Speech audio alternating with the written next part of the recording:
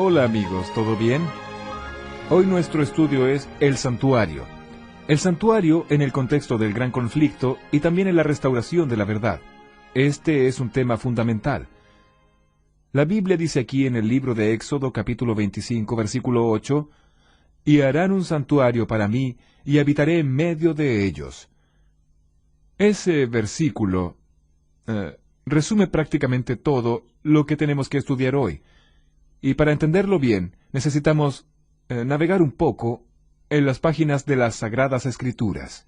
Aquí en mi computador tengo muchas informaciones importantes que me gustaría presentarle a usted. Primeramente, antes del pecado, el relacionamiento de Dios con el hombre era cara a cara. Está en el libro de Génesis, en el capítulo 2, del 15 al 17. Cuando Dios se comunicaba con Adán y Eva era cara a cara. Eso antes del pecado. Luego, después del pecado, el hombre no puede más tener ese relacionamiento cara a cara con Dios. El hombre pecó y se escondió de Dios. Por eso Dios llegó al jardín del Edén al terminar el día, como de costumbre, y Adán y Eva no estaban allí. Y dice la Biblia que Adán y Eva dijeron, «Señor, oímos tu voz, y tuvimos miedo y nos escondimos». Vea que luego, después del pecado, el hombre solo oía la voz de Dios. Ya no tenía más ese relacionamiento cara a cara. Muchos años después, en la época del profeta Isaías, el profeta dijo en el capítulo 59, versículo 2, dijo esto, «Pero vuestras iniquidades han hecho división entre vosotros y vuestro Dios, y vuestros pecados han hecho ocultar de vosotros su rostro para no oír». Vea que en la época del profeta Isaías, el hombre ni siquiera oía más la voz de Dios. Y en los días de hoy, leemos en Apocalipsis 3:20, «He aquí, yo estoy a la puerta y llamo. Si alguno oye mi voz, abre la puerta. Entraré a él y cenaré con él, y él conmigo». ¿Percibió el distanciamiento? ¿Percibió la brecha que quedó? El hombre tenía comunión plena con Dios, pero el pecado lo apartó, lo apartó, lo apartó, lo apartó. Y hoy, infelizmente, nosotros, los seres humanos, ya no conseguimos más oír la voz de Dios. Por esta razón, ya que el pecado hizo esa separación, ese muro de separación, entonces, basado en eso, y por esta razón, es que Dios pidió, y está aquí en la Biblia, Dios pidió, «Hagan un santuario, y yo habitaré en medio de ellos». Y ahí Dios pide hacer el santuario. En el capítulo 25 de Éxodo, Dios dice cuál material debería usar para hacer el santuario, y allí habla de oro, plata, habla también de bronce, menciona los colores, las medidas. Dios da toda la orientación para que el santuario pudiera ser hecho, y así Dios pidió a Moisés que hiciera el santuario. Pero ¿cómo es que Moisés podría hacer un santuario si él no tenía la especialidad, no era un especialista en construcción? No sabía hacer eso. Entonces Dios le dio una visión, y la visión que Dios le dio, yo se la quiero mostrar a usted ahora. Para que Moisés hiciera un santuario semejante a aquel, vamos a acompañar en la palabra de Dios. En la Biblia Sagrada, ¿qué visión es esa? ¿Qué mensaje es ese? ¿Qué modelo es ese? Vamos allí, vamos a ver. Abra su Biblia en el libro de Apocalipsis, capítulo 11, versículo 19, y vamos a ver aquí cuál fue la visión que Dios dio a Moisés y qué modelo es ese que Dios dio a él para que él pudiera construir un santuario de la forma correcta. Dice aquí el Apocalipsis 11:19, «Y el templo de Dios fue abierto en el cielo, y el arca de su pacto se veía en el templo. Y hubo relámpagos, voces, truenos, un terremoto y gran granizo». ¿Vio? Dios mostró a Moisés un santuario que existe en el cielo y le dijo, «Haz un santuario semejante a este». Aquí en el libro de Hebreos, capítulo 8, versículo 5, confirma este mensaje. Dice así, «Los cuales sirven lo que es figura y sombra de las cosas celestiales, como se le advirtió a Moisés cuando iba a erigir el tabernáculo, diciéndole, Mira, haz todas las cosas conforme al modelo que se te ha mostrado en el monte». Así Dios dio la visión del santuario a Moisés, y le dijo, «Haz uno igual», y Moisés hizo uno igual. ¿Cómo es ese santuario? Veamos algunos detalles del santuario. toda esa construcción, los muebles, algunos detalles importantísimos, conforme Dios mostró a Moisés en aquella visión. Vamos a ver. Aquí en mi computador yo tengo mucha información que voy a mostrarle a usted, que usted podrá acompañar en la Biblia y también a través de las imágenes. El santuario que Dios pidió que Moisés hiciera debería tener un patio, el lugar santo y un lugar santísimo. Veamos de nuevo, un patio, un lugar santo y un lugar santísimo. En el patio había dos objetos, un altar de sacrificios de animales y una vasija con agua o una fuente si usted quiere, una fuente con agua. Ahí entrando en el lugar santo tenía una mesa con 12 panes. Eran llamados panes de la proposición, panes hechos de la flor de la harina, sin levadura. Tenía una pila de 6 aquí y una pila de 6 aquí, 12 panes. Aún en el lugar santo tenía un candelero con 7 lámparas. Esas lámparas estaban encendidas de día y de noche, continuamente. Lo que hacía que aquellas lámparas se mantuvieran encendidas era aceite. Tenía también en el lugar santo un altar de incienso.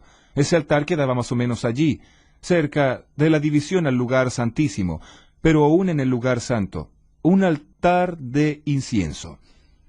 Después, pasando al lugar santísimo, había una cortina grande, un velo enorme. Esa cortina se llamaba velo.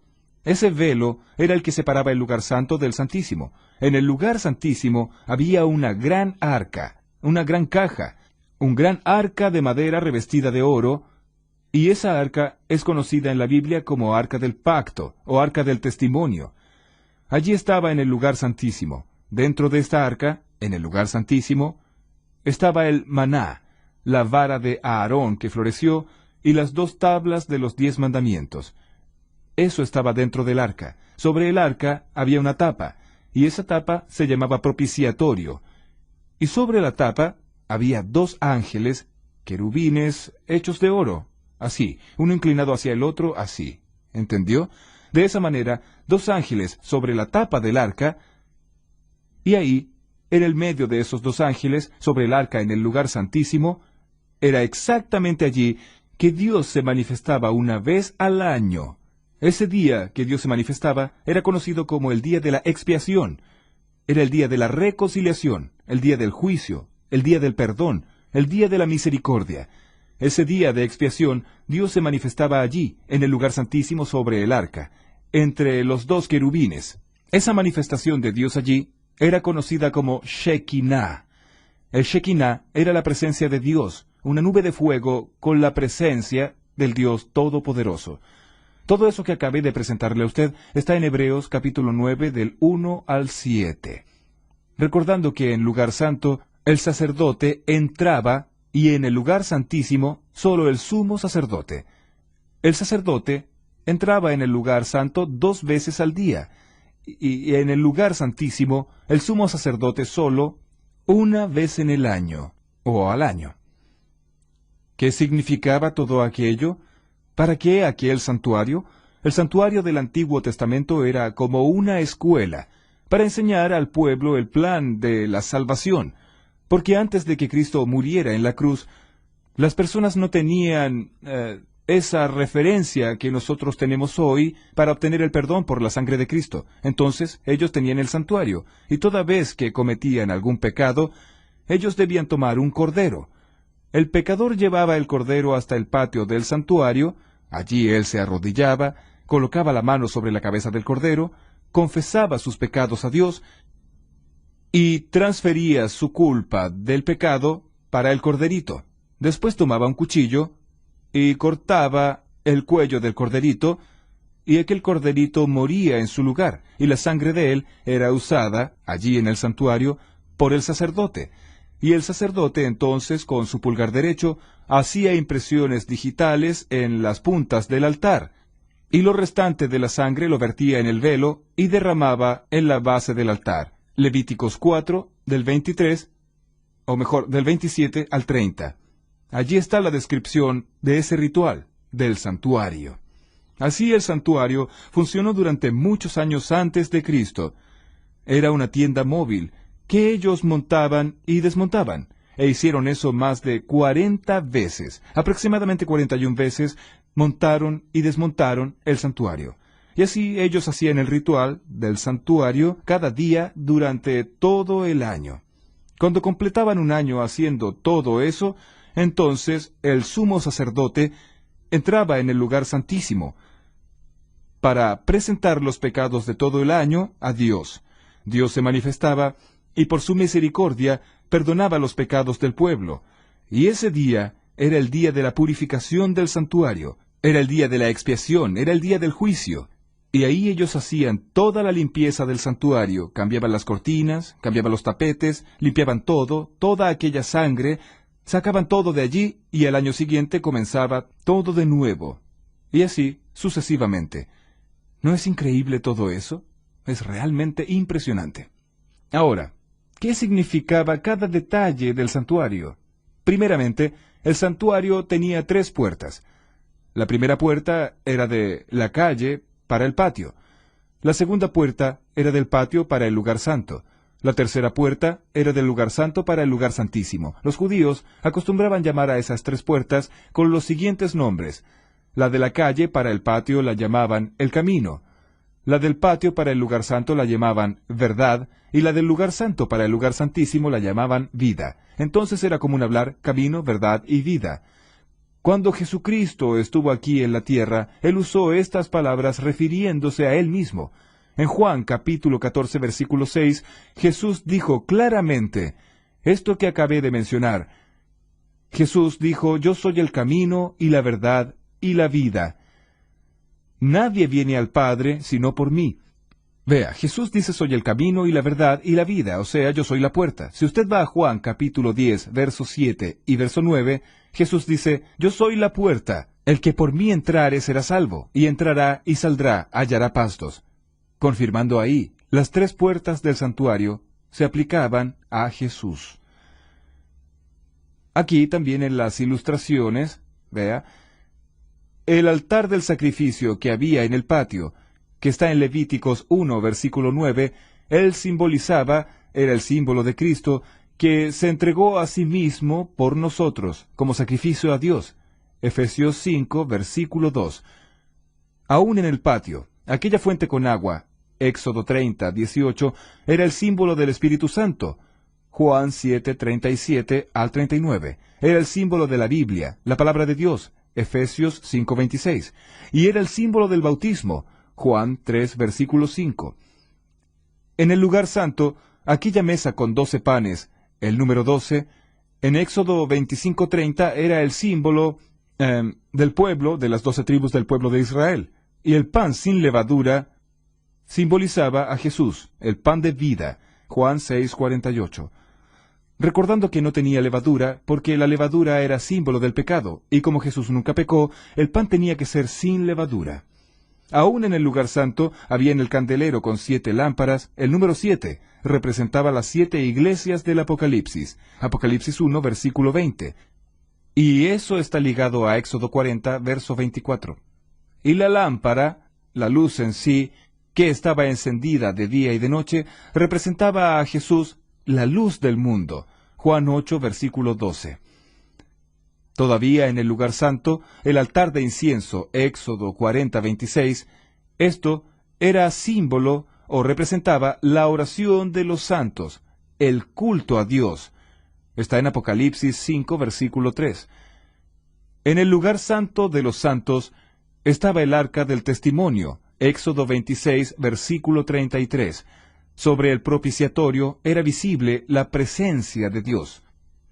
¿Qué representaban entonces? ¿Qué representaban los objetos que estaban dentro del arca? El maná, la vara de Aarón y las tablas de la ley. El maná representaba el cuidado de Dios, que Dios proveerá.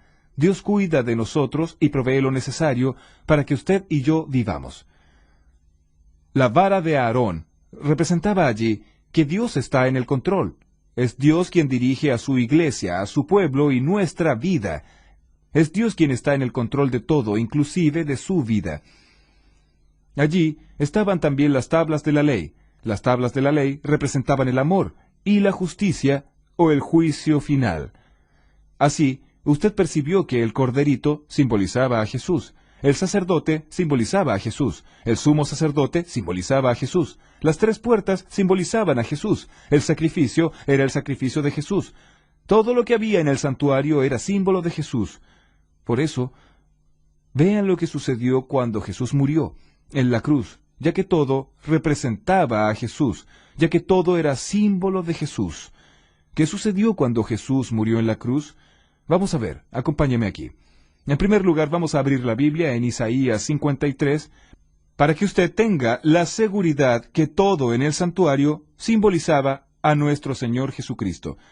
Aquí está, Isaías capítulo 53, a partir del versículo 3.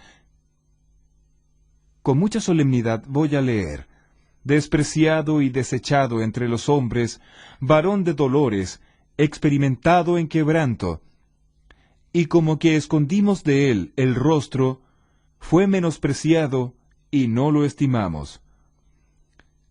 Ciertamente llevó él nuestras enfermedades, y sufrió nuestros dolores, y nosotros le tuvimos por azotado, por herido de Dios y abatido.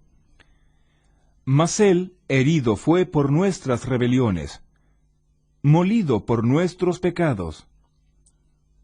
El castigo de nuestra paz fue sobre él, y por su llaga fuimos nosotros curados.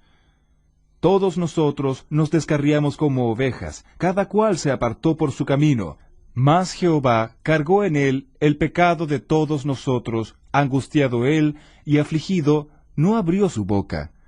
Como cordero fue llevado al matadero. Vea, como cordero fue llevado al matadero. Y como oveja muda, delante de sus trasquiladores, él no abrió su boca. Juan el Bautista lo reconoció como Cordero de Dios.